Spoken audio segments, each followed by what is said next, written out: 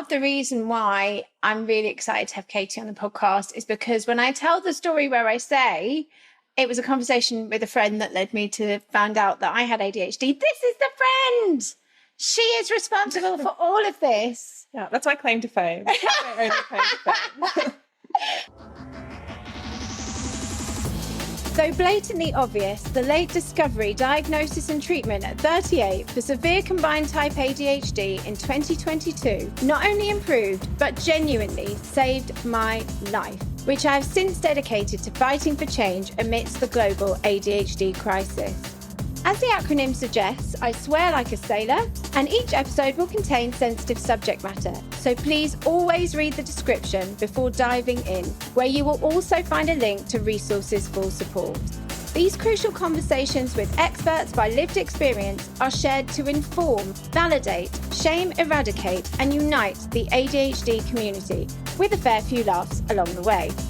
I've been labelled too much all my life, but finally I celebrate my too muchness and use my justice sensitivity to let the world know that ADHD presents differently in each individual. Self-diagnosis is valid and that ADHD is not a trend.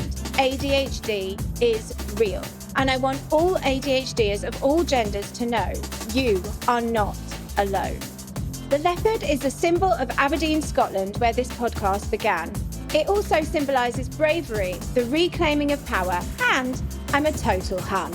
So leopard print has become the uniform of the ADHDAF community, uniting to support each other and push for change, which together we can make happen.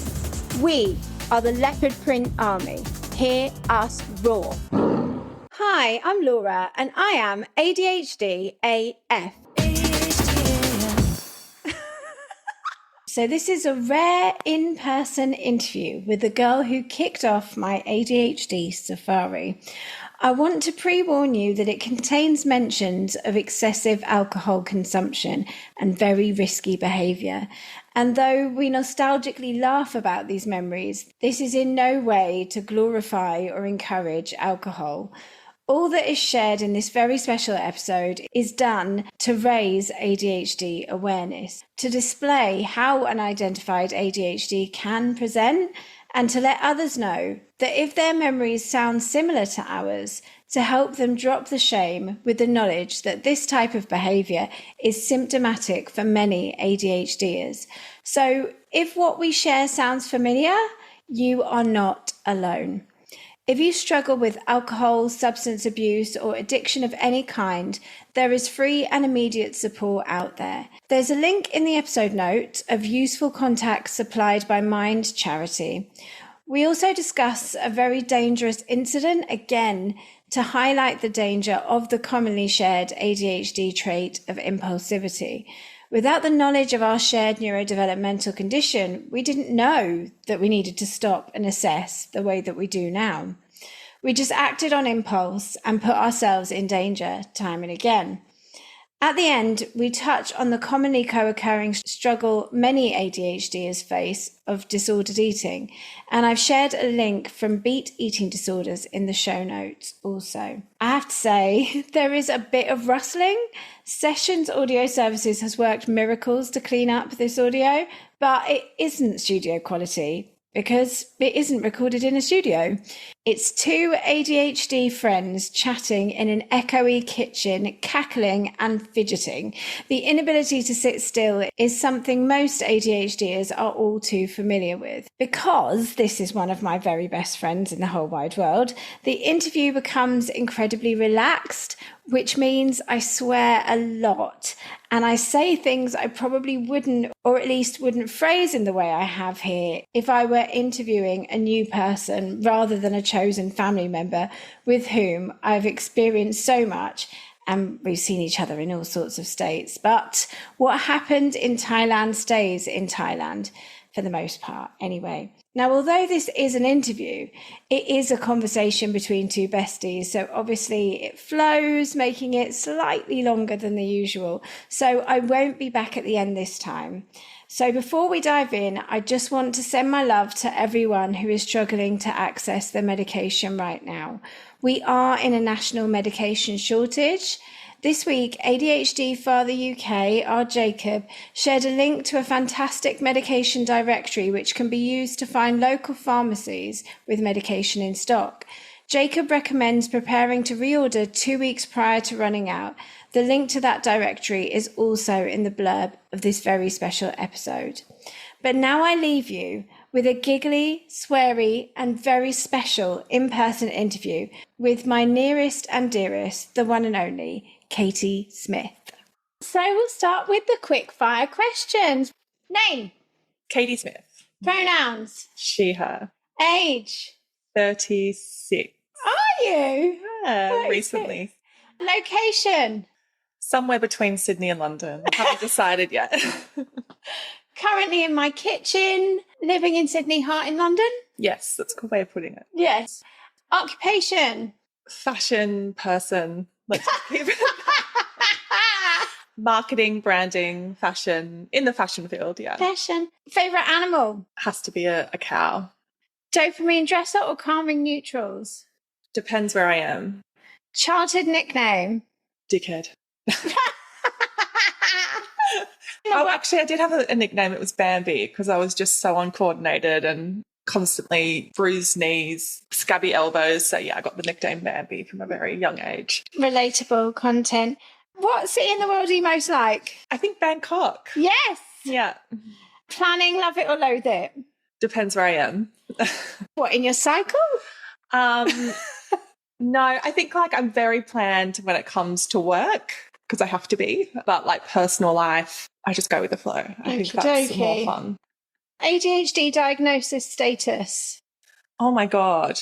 It's a tricky one. And I have, the medical system to thank for that. But I was formally diagnosed in 2018 in Sydney and then diagnosed again in 2022 in the UK because my diagnosis in Australia doesn't count.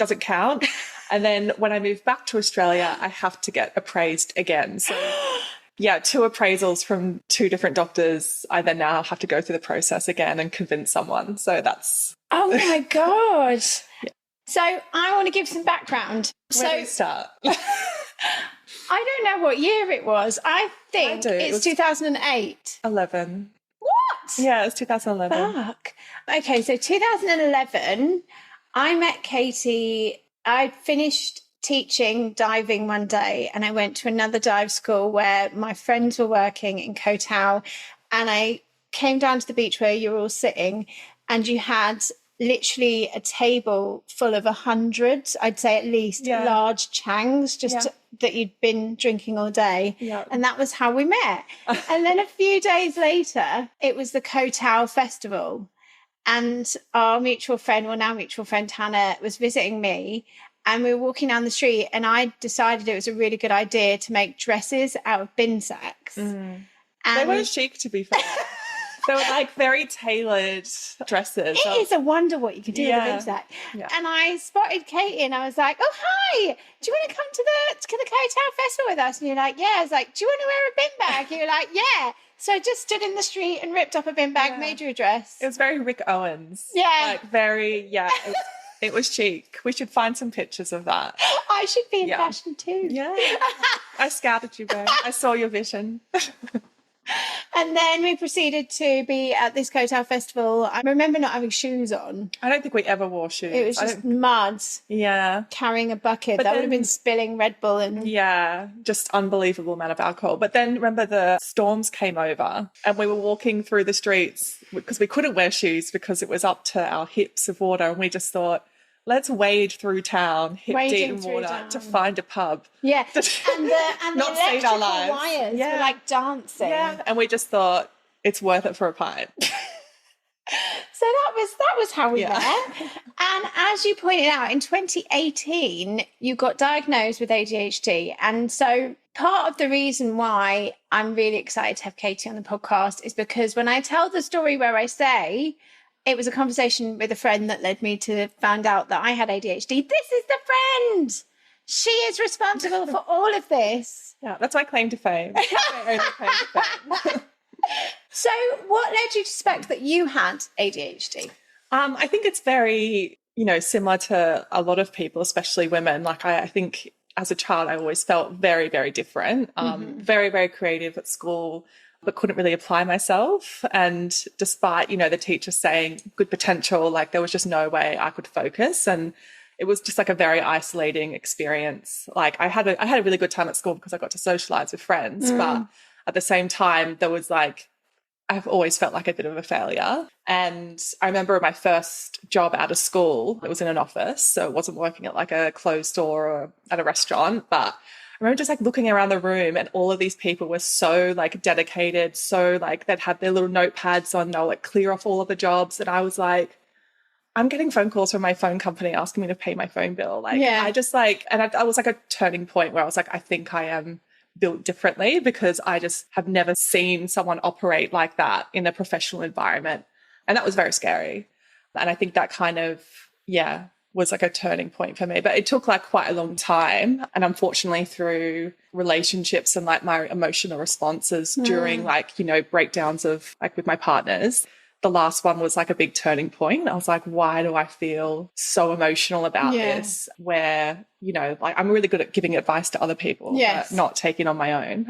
So it was after like a really, really bad breakup and burnout as well. Like I think, you know, as I was saying before, like being surrounded by like high performers in my workplace, that has led me to work extra hard. Like, you know, everyone will go home at 5. I'd stay till 9 doing the same task that I could have gotten done in the first hour of the day. So that led to burnout. And then obviously that spilled out in other parts of my life. And then, got a diagnosis and I actually have a very funny diagnosis story in that my doctor in Sydney referred me to just the closest clinic, which they kind of do. And luckily for me, the wait list wasn't long at all. I think it was maybe 2 weeks I had to wait. Oh, wow. Which, you know, amazing. But I've rocked up to this clinic in the city and it was something, I forget the name, but it had like legal in it. And so I've gotten in there and I'm like sitting in the reception area and there's all of these like bikey, like gangster looking guys sign in. And then I sit down with the psychiatrist and he's like, so you haven't committed a crime? Like this is for like criminal assessments before the courts. I was like, I'm just a girl from fashion. How dare you? But he was like, I love this because I get to like assess someone who hasn't committed the worst kind of crimes. But hang on, let's backtrack a minute because I have 2 things to say. So first of all, it's so funny, isn't it? Because it's that thing where you're looking from the outside looking in. Yeah. And every time I've told the story, which is many times, of how I found out I had ADHD, I always say like my most capable friend, my most successful friend, my most organised friend. Like, yes, you did fucking work grafting all the time, but I didn't ever perceive that as like you having to do double or like whatever. Double. I just thought that you were just the most driven, successful person. Yeah, I'm very good at masking. Very, very good. I think that's my number one talent. But like consistently overdoing myself and like I have a massive, massive fear of failure. And I think like when you're in a workplace, like I still do it now. Like I'll put off a task for, you know, months at a time and then I do it. I'm like, that was so easy, but the time has passed and I'll still get absolutely slammed by my workplace. So that's something I had to learn with. But it's like, I think, you know, I'm very good at presenting as being together, but behind closed doors, like I would get home and I had no social life for about 5 years because I would just be so burnt out. I get home and just like get into bed, not eat dinner. But since my diagnosis, that's obviously changed. So, well, that's good to hear. But how did you, so when you realised, when you had your emotional responses and you realised you were struggling, could you put that to ADHD or was it a doctor that suggested that? Well, interestingly enough, a former boyfriend after we broke up sent me a very, very long article about you might have ADHD. And it was like a really long form. This is before TikTok. Or, you know. So here are the 5 So signs. you didn't read it? No, I was like, I have time to do this. So like it'd always been in my head. Like when I was younger, I did and still do suffer from anxiety and depression. And I just like, I think I got to a point and I saw my doctor, I was like, I just can't keep living like this. Like, is this really it? Like, is this how it's going to be for the rest of my life? Because despite, you know, having a great job, having great friends and living in a beautiful city, like I feel so shit all the time. I feel like a failure. I have massive imposter syndrome. So And I also went through like a bit of a health kick after like my sort of breakdown, as it were. And I stopped, I did the wellness journey. So I stopped drinking, stopped going out, exercising. And yeah, he kind of just gently put it to me. Like I did actually say, like, I've always wondered if I, suffer from like ADHD. And at the time, there wasn't a great deal of information out about it. And so, yeah, he referred me. And then after my diagnosis, my mum was like, oh, we always thought that you did. But, we were advised that, we knew kids who had it, but they were like, naughty boys from church. I'm like, well, my life would have been a lot different. I think that's but it's still a great life. You don't know. You don't know. Yeah. So not only did we not know, but we didn't know the impact of a lifetime not knowing what the knock-on effect of that would be. But you might not have ended up like shoeless in a bin bag. I know, exactly. Like I've Thailand with me. I've lived many different shades of life. And I do, like, as much as, there was shame about it when I first got diagnosed, like I was so shocked. And even I did tell some people in my life and they were like, oh, it's just like, don't worry about it. I'm like, what do you mean don't worry about it? Like, it's not like I'm going to like take some medication and get over it in like 2 weeks. Like this is going to impact me for the rest of my life. It's impacted me my whole life. Yeah. And like just reflecting, like I had a conversation with another friend of mine who was recently diagnosed and we're very similar personality types. And he just said something that like really, really hit home of like, we were always like the jokers in our classroom.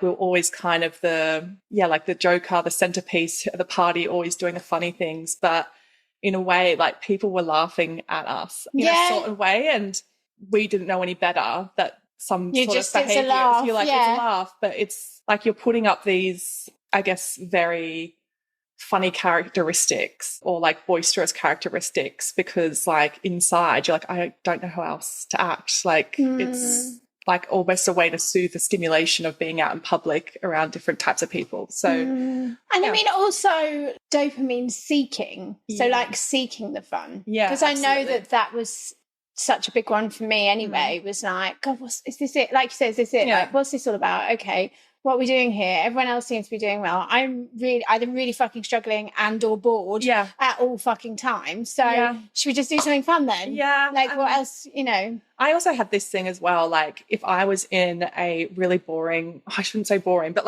an environment which wasn't stimulating for me, I would actually just start yawning. And I just felt so rude doing it. But I just now realize that like, it was because I wasn't getting the rush of, doing something that I actually enjoy, which is, a common human experience. Yeah. But like that was one thing. Having a physical reaction. Yeah, just being like, I'm so bored. Like my eyes go. Yeah. And I just like, daydream and like I draw a lot during meetings. I've had to stop doing that because, it can come across as rude. You don't have to. I don't have to, but like, it's very confusing for some people, I think, who aren't sort of aware that that's like my stimulation. Yeah, absolutely. Why do you think it was missed? I think I was, not an easy child to raise. Really? No. And I think that came from growing up in a very male-dominant environment. In that, like, I grew up on a street and we're all very close family friends, and they were all mostly men around me, or boys, and they all had their own stuff going on. And I think, in the 90s and, even 2000s and even now and, many centuries before that, the little girl has to be the perfect little princess that has no issues. But like during, like, I grew up in a Christian environment as well. I'm now atheist, but respect my upbringing in all religion. But I think, if you're someone like us and you're sent to a place on a Sunday and you have to dress a certain way, learn about things that you not really into, and then conform. Like one thing, I cannot conform in any kind of way. Like it's just something I really, really, I'm proud of it, but like I get physically like, and I have an emotional response if someone tells me to do something, and I'm like, see, no. I can conform if I can understand the why. If you can explain to me why it makes sense, then I can get. I'm not saying everything, but I can get behind things. Yeah. I'm not a rebel without a cause, but I do need to know. My first response would always be why, because a lot of the time I'm just like, what for though? What's the fucking? Why do I have why? Yeah. I think I just really didn't want to be there, like at all. And then as I got to high school, the hormones were mixing, doing their things. I just became an absolute horror And, you know, I feel bad for my parents, but I've also now knowing what I do and like gone on my own journey, I feel more sorry for myself. And yeah, of course. like, you know, my family are lovely, but they're very, you know, it's like a very structured environment. And so when you're being pushed up against the wall every single day, every single minute of your life, you're going to lash out. And lash out I did. So, yeah, there were some really dark times during my teenage years. A lot of failed counselling. I actually got diagnosed with borderline personality at one point, but like I didn't have that. No.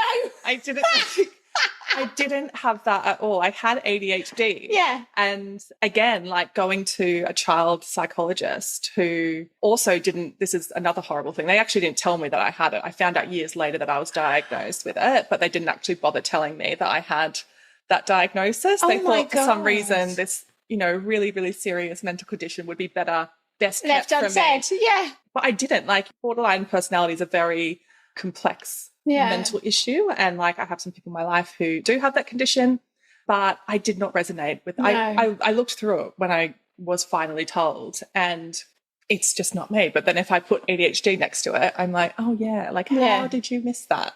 How did you miss that? See, I think that I'm even more ridiculous than you though, because like when we were in Thailand, like there are stories that need to stay there. Oh yeah. And it was like, you know, we were all there were 3 of us in our little group and we were wild together, but I feel like I was fucking howling at the moon at that point. I literally. Yeah, I mean, I look back on that now and I'm like, just how are we alive? How are we alive? Like not even just like just situations I think we'd put ourselves into were definitely reckless, but so I mean reckless. But I don't regret any of them actually. God, no. I wouldn't recommend it. I wouldn't recommend it at all. Like, and if I had a child to say I'm going to go tubing in Laos, I'd be like, I would rip up the passport. Like, there's just no way you're going. But yeah. Would that answer the question? Yeah, I can't remember what it was. So what has changed for you since your ADHD diagnosis? Well, I got medicated, which was great. And I think like an analogy that I use with my psychiatrist after I started on the medication was like I was always a dissociate child. Like I wasn't ever hyperactive. I was your head. In my head a lot, yeah. And I just like when I started taking my medication, I just said like it feels like I've been looking through a dirty photo lens and now it's just been like twisted into focus. And I was like, holy shit. Is this like how it's meant to feel? Like, this is fucking amazing. And like, even people at work were like, wow, we don't have to like make fake deadlines for you now because you're actually like doing the work on time. I was like, I know. And I think like that just helped my self-esteem so much. Yeah. So that was like a huge thing. My self-esteem was like non-existent for a really long time. And then that, So funny because again, I would never have that perception. Oh my God. No self-esteem, Smith. Like absolutely none. So that really, really helped. And my relationships changed as well. I think when you're a disassociate as well, like what's that thing? It's like out of sight, out of mind. Yeah. But it's like it's a common absence of object absence. Object impermanence. Yeah. Yeah. Yeah. So I unfortunately would have that with relationships in my life, like even friends that I've had for a really long time. And if I hadn't seen them in a while, like they were just... I had it with ex-boyfriends. I remember like being out and being like, why is it when they're here, I absolutely love them. Yeah. And then when they're gone, it's like they were never here and I couldn't care less. Yeah. And then I'd see them again and be like, oh my God, I feel so guilty. I adore this person. Yeah. I'm exactly the same. I actually made like a spreadsheet in Excel and I would have like the 10 people I care about most and I would like put dates next to the last time I contacted them because like that was the only way that I could ensure that I was like pulling my end of the relationship. When I look back now, I'm like, that is so sad. Yeah. But also as well, like at the same time, you know, in the lead up to my diagnosis of being burnt out and being like absolutely heartbroken by situations, I couldn't be a good friend. So it just was like this double down on like, I don't have the emotional capacity. I just have badgered you into talking to me then. Yeah, God, leave me alone. Laura's contacting me again. She's hearing that weird girl from Thailand. Right, fuck off. Do you know, you mentioned something really interesting. So like disassociation. I remember, I have this really clear memory of being about, I must have been like 14. And I was at my granddad's house in Trinidad. And I remember we were stood trying to get into his door. Like my mum couldn't find the key or something. I remember standing there and I was like just playing with my hands or something. I was looking down at my hands and I was like, oh, fuck, this is really happening. What? Like it's almost like I just wasn't there. Oh. I was there, like I was going through the motions of life. But the only way I could sort of cope with life was that I was kind of like just a few steps back, like inside myself. And then I was like, oh no, I'm actually controlling this meat suit. I'm a sentient being. Horrible realization. That you're too young for that. That's where your trauma came from. Realizing that you're a sentient being at a young age. Yeah. Anyway, we digress. So, self-diagnosis is valid, but one of the main points of this podcast is to push for systemic change so that we can access life-changing diagnosis and treatment. So with that in mind, if you could implement change to improve the diagnostic process, what would it be? So you can answer this twofold. You can do Australia and the UK, having been through both, or whatever calls you to say. I mean, I feel like, the last couple of years, and your part to thank for this, has been a lot more advocacy and awareness. And definitely back in when I was diagnosed, there was a few online medical journals.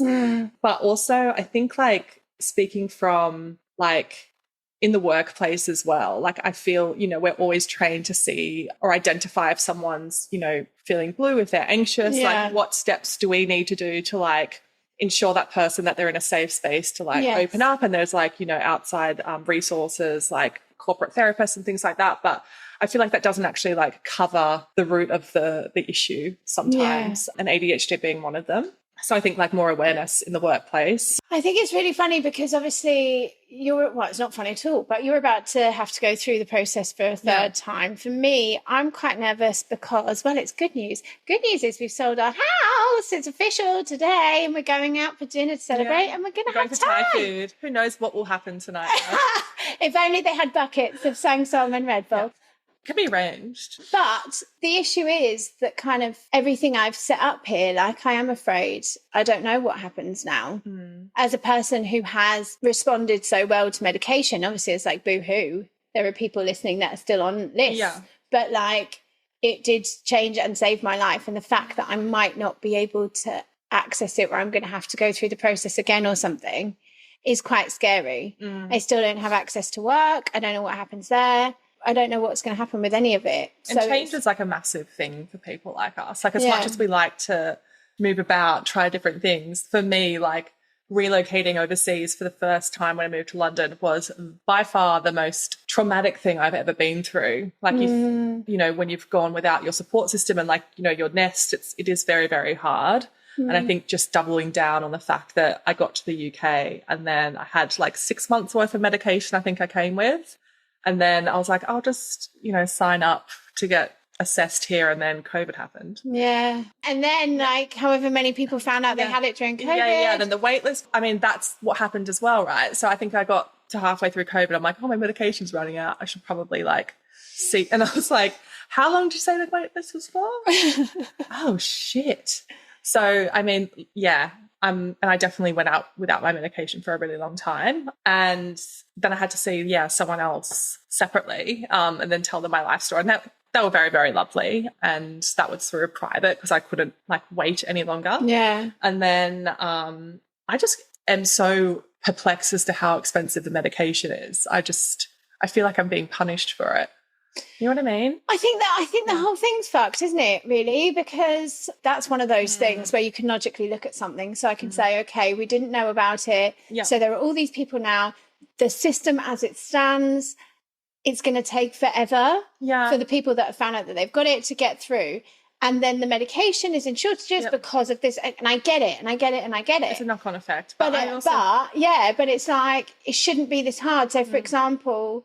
And I'm going to say I'm not ashamed to say it. I'm a little bit ashamed to say it, but I'm working on my own internalized ableism. So Big is like in charge of my meds.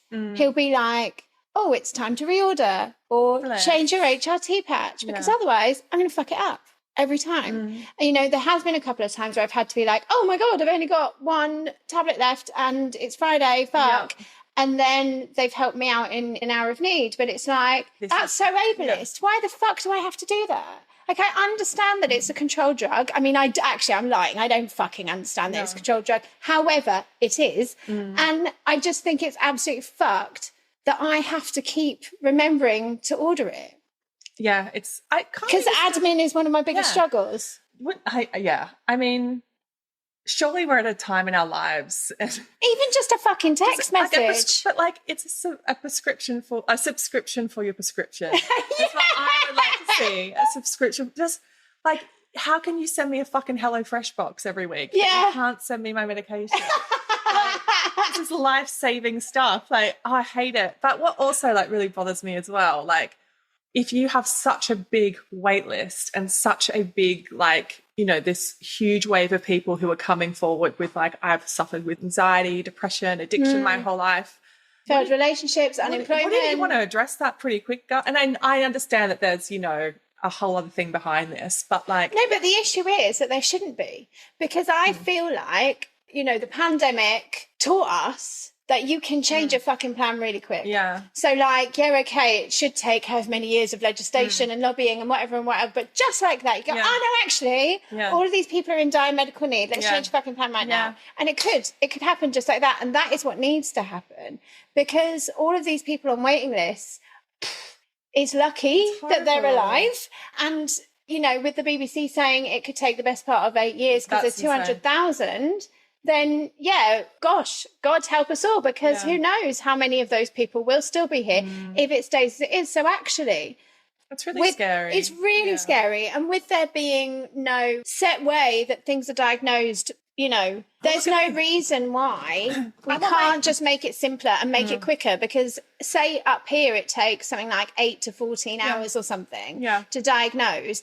Well, you don't have the staff, you don't have the time, and all of these people's lives are in danger. Yeah. So what are you playing at? Yeah. Well, Let's go. From a personal experience, why do I have to go to, I mean, there's bureaucracy around it, and I fucking get it. Like, I understand. But like, coming from the UK with like a full detailed analysis of my diagnosis. So he wrote like a 30-page letter, which I was like, how did you remember all of these details? Very impressive.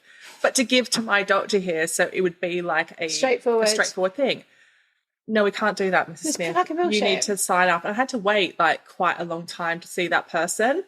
And I just thought, hey, like, I can just come in and just be like, okay, here's my letter. Yeah. Do a quick overview and give me the drugs. No, it was like a full hour overview. I then had to do 2 more appointments post that to then be given the green light. Because that person's medical diagnosis wasn't credible. It's like, okay, I have asthma in Australia. Does it mean I not have asthma in the UK? Yeah.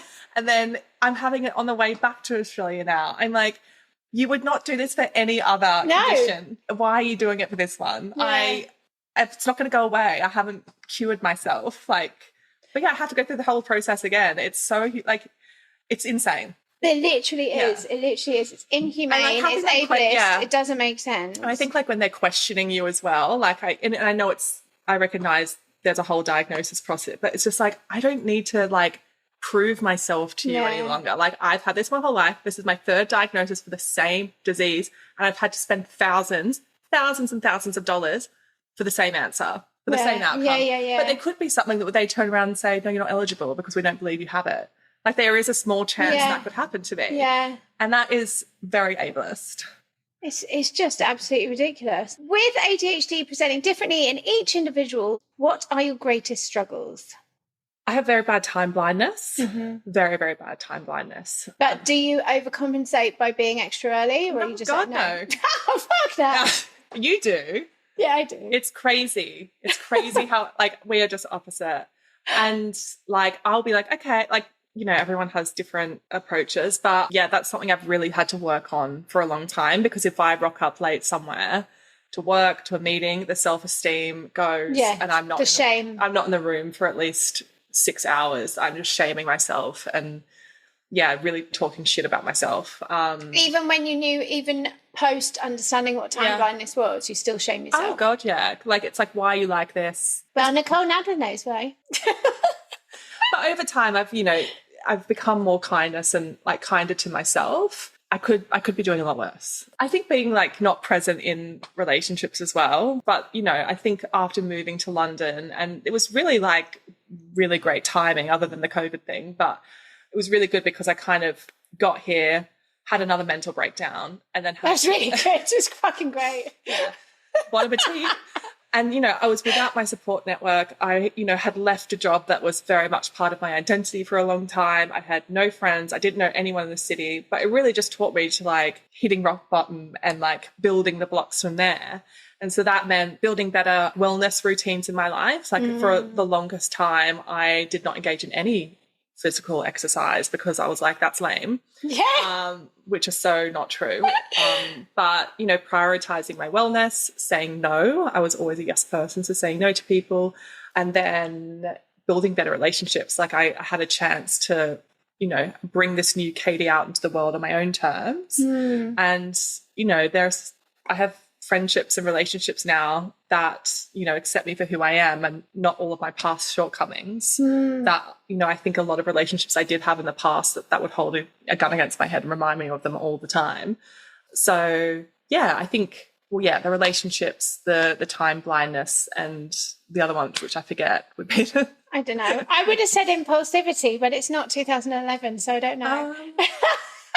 You know, we were young and, you know, no agenda. We had no jobs. You had a job for a bit. I mean, I feel like we got in a ridiculous scrape once. So we, you know, when you live on any kind of tourist island, tourists come and they get mopeds and they moped about the place. No. And it was always the case that you see it in Thailand because some of the roads aren't great. And you've got, if you see a group of lads on holiday in Thailand, at least one of them's going to be bandaged up because they've come off a moped. Or they've skipped through a fire. Oh, yeah. I mean, so it was something that I would never do because I know I'm uncoordinated and I know I can't do anything. I could get on the back of some people's bikes, but I would never ride one myself. I don't have that coordination anyway. And then just on this one day, literally, it was like the day before you were going to go. Yeah, but also, no, I was going to go away somewhere, but just basically Laura got on the back of my bike. I'm a confident bike rider. I will say this. I'm going to caveat this, and people who... Scooter, so like a bike. Some of my friends who might listen to this will say, you are not a confident rider, but I don't need your validation. And like I'm not used to having people on the back of my bike, but instead of just going on the main roads, which are concrete roads, we decided to go down a 45-degree mountainside over big rocks. It was like there was no sandy. Oh my God. There was like gravel on a mountain. To get to a dumb beach. Yeah. That we didn't get to. How the fuck would we have got back up is the question, actually. Don't ask questions later. But anyway, inevitably, we fell off. And it was the worst thing because did I go over your shoulders? I can't remember, but when I think back to it, it was literal flip-flops and shorts, helmets, nothing. I got busted. We both got a busted knee. Well, Katy stood up, and I'm not being rude, but your knee was like a vagina, and it was just open at the front, and you stood bolt upright, and you went, "Are you all right? I'm all right. I'm fine." And your leg was just like bleeding. It's because I'm a woman. I'm a Cancer sun. I put everyone before myself. But, I mean, that's not even I don't even think that's the worst thing we've done. Oh, God, no. Another worst thing, we were in Laos and we unfortunately witnessed a very horrible thing that happened, which someone fell off one of the rope swings. And, you know, when you... I didn't even go on any of those, by the way. No, we did. Oh, we did after that. Yeah, this was the dumbest thing. So we've just witnessed something that was out of Final Fantasy. And so we decided to... Shake it off. Well, we did. Well, the point is, where else are you going to go? Well, we were there, stuck in this black... Well... literally home. But, like, we drank another bucket, like, I think, which would have been, like, an equivalent of a bottle of whiskey between the two of us, or three of us. And then we went to the next bar and then decided to soothe our trauma, we decided to jump off a ledge of the same height into water that you can't see 10 centimetres through. Like, a muddy, rushing river. And the thing is, I'd just done my diving instructor training where you have to do all of these health and safety things, and we're literally looking at a tree. There's a fucking bit of wet paper stuck to this tree and somebody's drawn in pencil, jump here, don't jump here. Because you will fall on rocks and break your legs. Yeah. But we just decided to give it a go anyway. Yeah, we just did it. It wasn't Eat, Pray, Love. And that was the same... Oh, there was no Eat, Pray, Loving. There was no Eat, Pray, Loving. Eat, risk, drink. Don't eat, drink whiskey. Well, it was pirate times. And then for no reason whatsoever, you got out a Sharpie and drew moustaches on us and wrote Paddy on my chest. Wow. As in diving Paddy. They were the best of times. They were the best They of were times. most worrying. They were really horrendous. And they were. You know what though? Like that trip I did on my own as well. Like I didn't know anyone. So I met you and Han, who are two of my best mates now, to be fair. Yeah. But like you really gave me a lot of confidence because like because I was that much of a dickhead that I'm just gooning about the place. Like, come on, let's be dickhead. I had to find someone on the extreme, not just someone who goes up to guys in bars and be like, hey, someone who's like, let's jump off this ledge into water we can't see into. I had to really go to the extreme to get myself out of my shell. And I found you. And look at us now. Oh my God, that's so funny. So, you're on meds now? I'm actually off the meds at the moment. I mean, this is just another annoying thing about inverted commas the system is that when I left London, I got my prescription from Elvance and I was speaking to my lovely pharmacist and just said, I'm going to India for like 2 months. And he's like, just buy Elvance there. It's so cheap. And you just buy it over the counter. And I was like, hang on, what? And I bought some when I was there and it was like next to nothing. But I was like, explain to me how this is like, it's like the crown fucking jewels for me to get medication. For your actual brain disorder. I can just go to a pharmacy in India and they're like, yeah, how many do you want? And that's going to cost you like £10. Yeah, it's fucked. The whole thing's fucked. And even like other like medication that I needed there was just next to nothing. And I was like, we really live in that world, don't we? Like it's confusing. It just feels like, you're being taking advantage of being taken advantage of a little bit. And that's the thing, being taken advantage of is right. And that's the thing that bothers me so much about the people on waiting lists. Like, obviously, I've said many times on this podcast, ADHD, there are problems across the board. Like, yes, we should start identifying young and we should do this and we should do that. But, like, my lane is very specifically this lane because it literally, well, it does keep me up at night.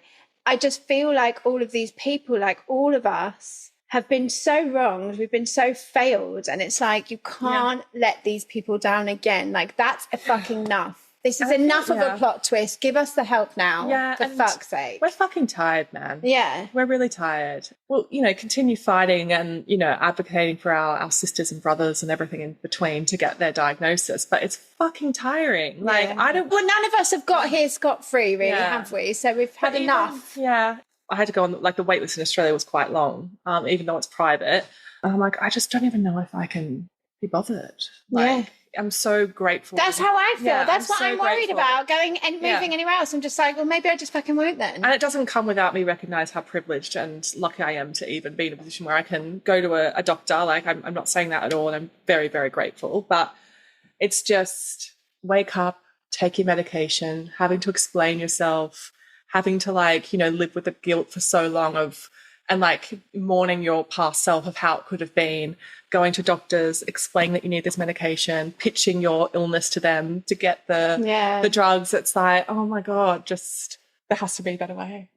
Do you know, it's funny because, like, you say you were very good at masking and I feel like I haven't ever been particularly. No, and so it's like, when you look at it, that's literally why it's called ADHDAF. It's like, are you fucking joking? Yeah. It's like, how could anybody not look at me and just literally see it written across my forehead? I think though, like, and I don't mean this as a read or a thing, but I think, like, knowing you for so long, it was like, oh, Laura hasn't bought her ticket for the vote, or like, oh, it's okay, Laura's rocked up to a night out with 1% on her phone. Like, I think Laura's still out. I think, like, over time, like, it was ingrained as to what we could, expect, And I don't mean that in a bad way at all, but, like, I think years before you got diagnosed, I think you were just, like, you were fed up a long time before that, But then also, getting upset and having emotional responses to things. Yeah. Like, types of music, for example. Yeah. Special interest. Yeah, special interest, raving. Yeah, only I can make raving nerdy, I tell you. I was just trying to think of something that, like, you sometimes cry at, like, the dumbest thing. Yes.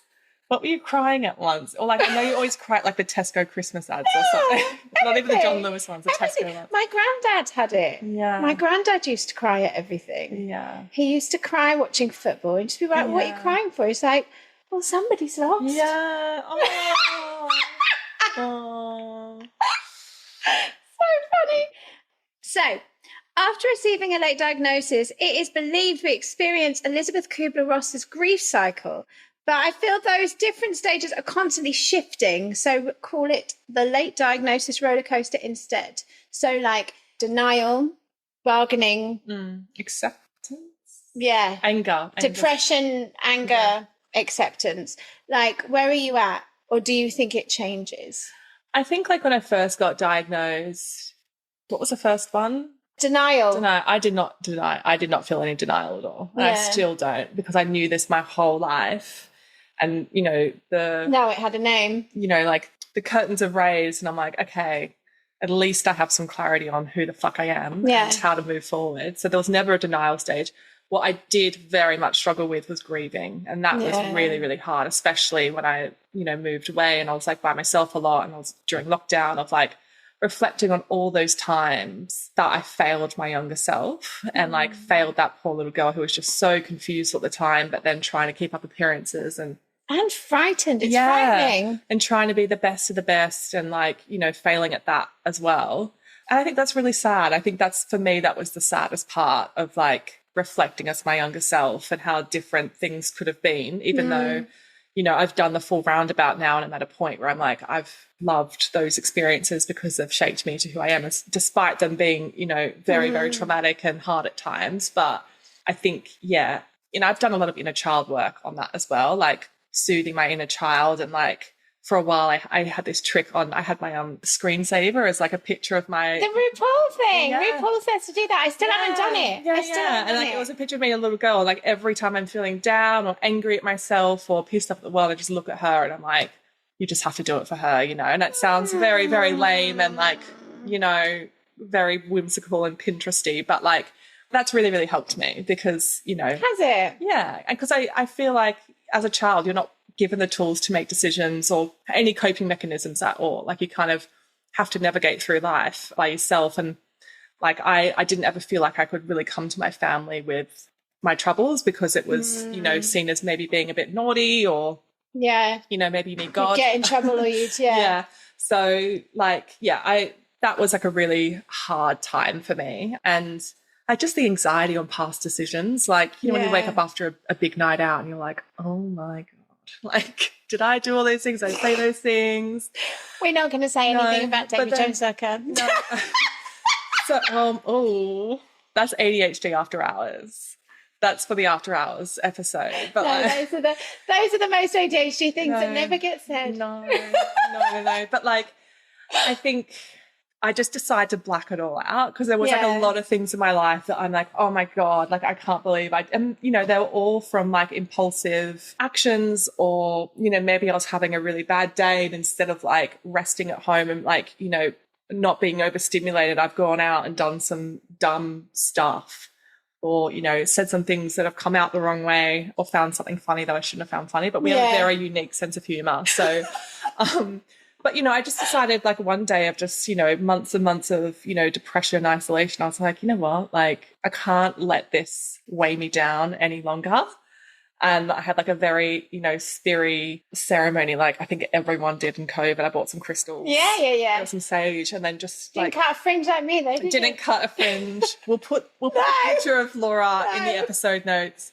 You know, what you said about instead of kind of sitting in the discomfort, you go out and do something ridiculous. And I think I relate so hard. I think there were just so many years there where I felt so othered, so alien, and just, you know, so alone in a crowd unless I was with my people. So like if I was in Thailand or if I was in Ibiza, that's okay. Yeah. But everywhere else it wasn't. And so then it was just like this, only word I can ever think to describe it is oblivion. Just fucking come on then. Yeah. And then it was like this absolute frustration. And it's almost like a joke, like all of this stuff inside me or in my head that I can feel anything. It's just like, what the fuck do I do with all of this? That's what it feels like. So just like, right, let me out. Yeah. And that and that was it. And I was out for years and years. Yeah, and yeah. years.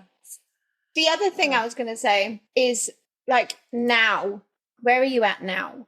Are you at acceptance now? I'm at acceptance, and I think that's what I was going to say before. Like, part of my journey as well is that, like, because I had been, like, masking this whole time and, you know, overextending myself, burning out, I actually didn't have any fucking hobbies. Didn't have any hobbies? No, I don't have any hobbies. If someone said to me, what are you into? I'd be like... Raving. Hanging out with friends, listening to music, like, so, like, eating food, like, the basic human fucking requirements. And I'm like... That's not true. You're into dying things now. That's because I got hobbies. Okay, yeah. So, like, over time, like, you know, and then I'm like, I'm going to just operate on my own terms now and, you know, have to find a balance between, you know, what society expects of you from a baseline. And then I was like, I'm just going to, like, completely turn this shit upside down and, like, find what I'm interested in. And, yeah, now I'm so busy all the time because I'm doing things that I love, not because I've been roped into doing something like abseiling, which I fucking hate, but, like, you know, just feeling the need to sort of be out there and fitting in. Yeah. So a lot of those hobbies that I have now are, like, one-woman shows. It's great, you know. So that's been that's, you know, the morning old self, but then finding the new self. I think it's like a duality. It's a yin and yang, right? And it's, I feel like I've come full circle and now I am a completely different person I was, 6 years ago? Like, I just... Are you? I think no. No, you're like, that's not true. But no, in terms of, like, how I see myself. Yeah, no, how like, you feel in yourself. And how, like, you know, how I talk to myself, how I treat myself. And just, like, I think this is the Katy that always wanted to be this person, but through the wave and the very knotted forest of getting out of this, you know, condition. Like, I feel like I'm out the other side, you know? Yeah, sorry, I'm not laughing at you. You are. What? Just the way that we lived is just so funny that we just kind of bounce around. We'd always be looking at each other like doing something stupid, like, let's go do this. Okay, then. I feel like lately I've had this kind of weird experience of, it's not like the same situations tripping me up again and again. And it is, you know, I've said it all the time from the start of any of this, is you see the ways in which you fall down, you put systems in place to better support yourself. But really, like, in terms of relationships and people in my life. And that's okay, because, you know, you have to learn it until you've learned it. But the issue that I face is, like, the impact that my decisions have on a lot of other people's lives. That's brought me a lot of shame and a lot of sadness. So I feel like I'm in another, even though I'm completely at acceptance, I'm in this other bit. I had a sad day the other day and I said to Big, I was just like, I'm just going to cry for a bit. Don't mind me. I'm having one of those days where I just don't want to be me anymore.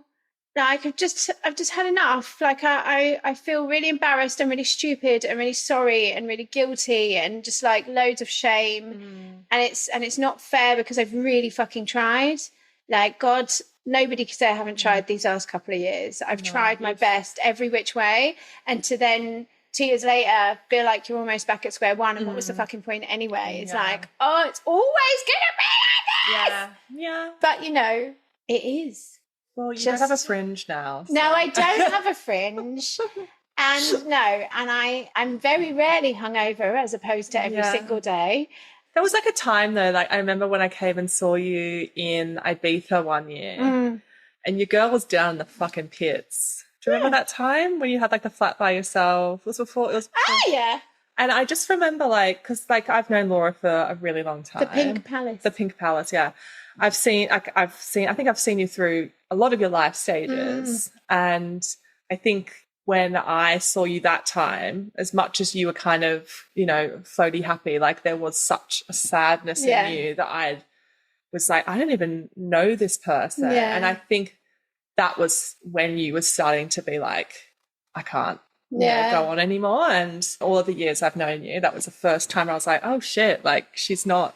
I think that's the thing, though, is I was thinking about this the other day. It's like, I am the darkest, lightest person I've ever met. And it's so extreme. And so the one feeds the other, right? So I'm so excitable. You know, Pat, who will likely edit this episode and kill me for us sitting here like this doing it. But you know, like he'll be like, I can hear when you get excited, like your voice goes higher, you talk quicker, you blah, blah, blah. Like I get, you know, but I get really, really down as well. And it's always been that way. And so I'm always looking to the light and trying to fill my days with fun because the dark side is so dark side. I think there was definitely a period of time there where everything, the hangovers weren't worth it because I was so sad and so anxious. Yeah. And so then I was paying for it that way, whereas, you know what I'm like, just like, should go out again. Yeah. Like every day. Just like, oh, it's nearly noon. Yeah. You know, but at that point it was like, I can't, like the walls are closing in. Yeah, that was a sad time. Yeah, it was. But I do think, again, that was hormonal. I think that was the start of, like, the next hormonal change, like perimenopausal kind of stuff was when it all started to go tits up because the symptoms got worse. And Ibiza was never the same. That's why space closed down. Oh, God, that's what was wrong. Don't even fucking joke. In 2016, space closed and Bowie died, and I'm sorry. Everything's been fucked up since. I remember when space closed, Pepe, the owner, he had a lot of local women or friends or whatever, people came to the club before it closed. And it was these, like, 60, 70-year-old women stunning. Just there, and they were up in the tube on the premier etage, like, da-da-da-da-da, and they were dancing to Irish music. I remember watching it just being like, no, but that was my literal life plan. Yeah. What the fuck am I going to do now? Oh, God. Start a podcast. What am I going to do now? Start a podcast, babe. Yeah. Start a revolution. Anyway, enough of that. What has undiagnosed ADHD cost you? You talked about self-esteem. I think it's really just cost my sense of self for a really long time. Like, I didn't know who the fuck I was, and, like, for a really, really long time. Yeah. Like, and I've had to really, like, rebuild that. And because you were mirroring others? Yeah. So I didn't really, I'm like, I don't even know who the fuck I am. And, like, you know, I had certain people in my life being like, you know, rightfully so, being like, you were just 10 people in one. And I was like, you're right. I didn't admit to them at the time, but I was like, I don't know who I am. I don't know what my values are. I don't. Really? Yeah. Maybe, I don't know. I think it's like cost me, like, who I felt like I was inside. Or you just felt disconnected from from myself. Because I would say you're a really strong personality. I'm a curation of 10. No. 10 strong personalities. Yeah. I think I'm 100% who I want to be now. And I'm very strong in my values and, like, the way I view the world and, you know, the way I want to navigate. And that's taken, like, a lot of time and reflection. And I think, you know, as much as COVID was, like, a really, really horrible time, it did actually allow me. Nearly kill you. Oh, yeah. I'm a horrible COVID survivor. You lost a hair. Lost all my hair. That was another way of, like, finding myself. Guess what? Nearly dying on your own in a flat in London. Nearly dying and losing all my hair as a result from the stress in which it caused me. So, yeah, there's, like, a sense of self. It's definitely cost me a lot of money. Yeah. Oh, my God. Like, impulse buying, not, like, just blindness of how much money I'm spending. Yeah. It's definitely cost me a lot of opportunities. Like, there's been times where I've been freelancing and I just haven't submitted the work because of self-sabotaging, time management, in which the work has gone submitted so late that they're like, we're not paying you for this. So, which is so fair. But that was, you know, a while ago, and I've, you know, made the steps to be like, that was a byproduct of my ADHD, so that you can't be too hard on yourself there, Katy. But there's steps you can take to ensure it doesn't happen again, or try not to. But there are still days where I relapse back to my former self, and I have, like, really, really down days, and, like, you know, maybe going to the office where it is, like, a high performing environment, and again, having to mask, like, those are the really shit times. And, like, I just want to, like, sit in my bed, pull the blinds, and just listen to white noise for 24 hours and not see anyone because I think it's, you know, this is a lifelong journey. It's not going to be, you know, an everlasting meadow for the rest of our life. It's going to be a crickety path, but there's going to be beautiful flowers along the way, a nice river. There's going to be nice moments, but there's going to unfortunately be some times where you feel very isolated, because as much as, you know, you and I sit next to each other, we have ADHD, the way we navigate it and the way we interpret and experience it is very, very different. And, like, for me, and I think very much you, we're very much isolators. When things go to shit, instead of leaning on others. Head down. Head down. See you later. Yeah. I like what you said, you know, there'll be rocky terrain or whatever, because the point is that in being quite extreme, or the life experiences that we can have through the symptoms that we have, it means that we have absolutely fucking lived. Yeah. Yeah. What would you like the world to know about ADHD? It goes without saying it's not a trend.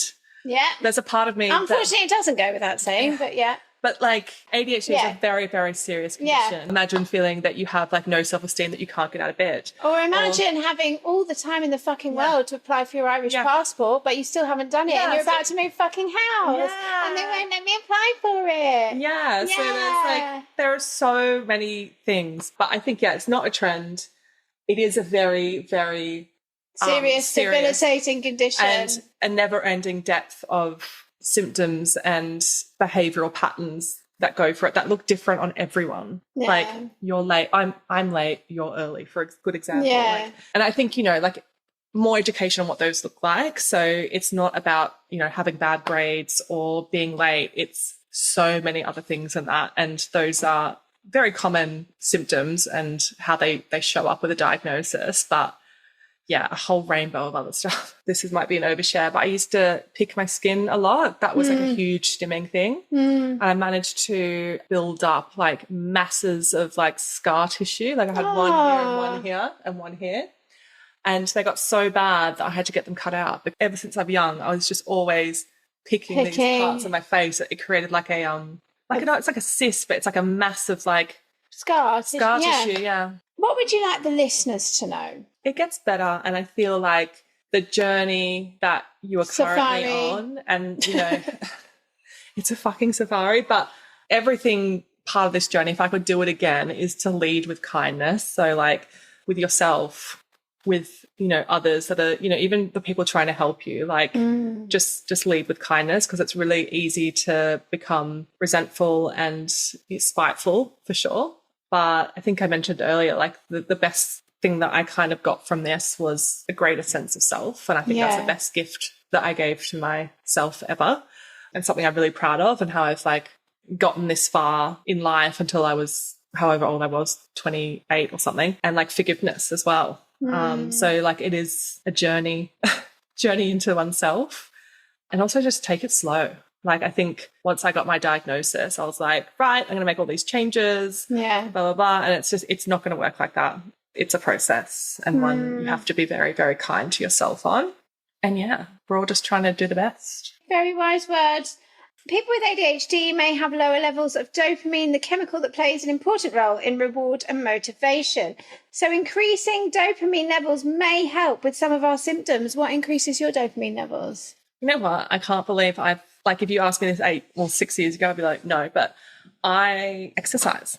Yoga was the one that I was like, no way, I could never do yoga, because you have to concentrate and switch your mind off and meditate. And like, as someone who was like constantly overthinking things, like that sounds like hell. Like I'm being forced to sit with my own thoughts for an hour and I have to pay for it. Like, no, thank you. But once I started doing it, I started off with like a really slow type of yoga, and then has gradually built up to a more advanced one. And like my yoga teacher said, like all of the moves that you do in yoga, like lunges and chaturangas and all that kind of stuff, like it's actually preparing your mind for meditation. So it's not actually about the moves that you're doing so much.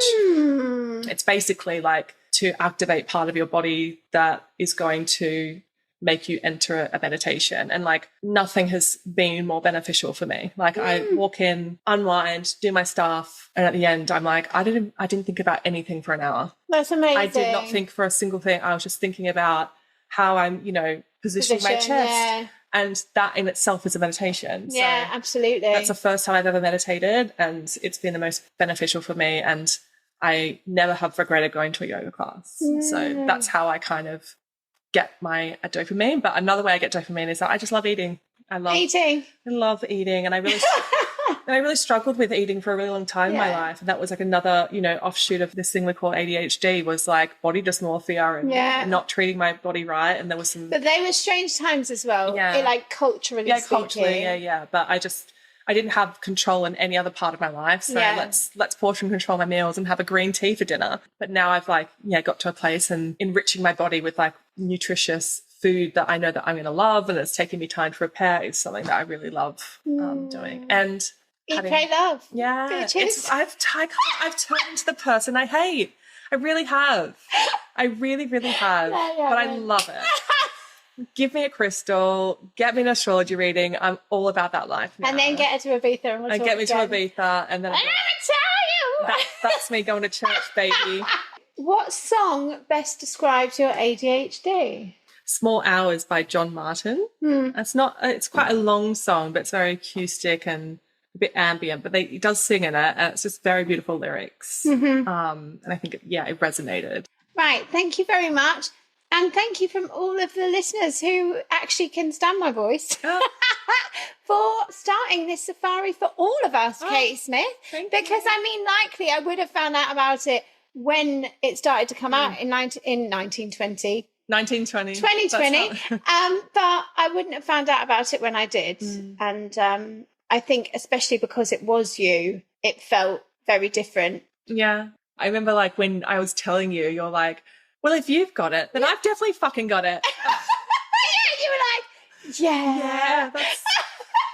just going to gently, passively tell you that I think you have it. I've got raging ADHD. How are you still alive? How has nobody noticed? I'm just sat there, hands bleeding, talking a million miles an hour, don't stop moving. I didn't even live in the same country at you at the same time. I was like, calling from across the world. I've got some tea to tell you, babe. It's going to turn your world upside fucking down when you find out this shit.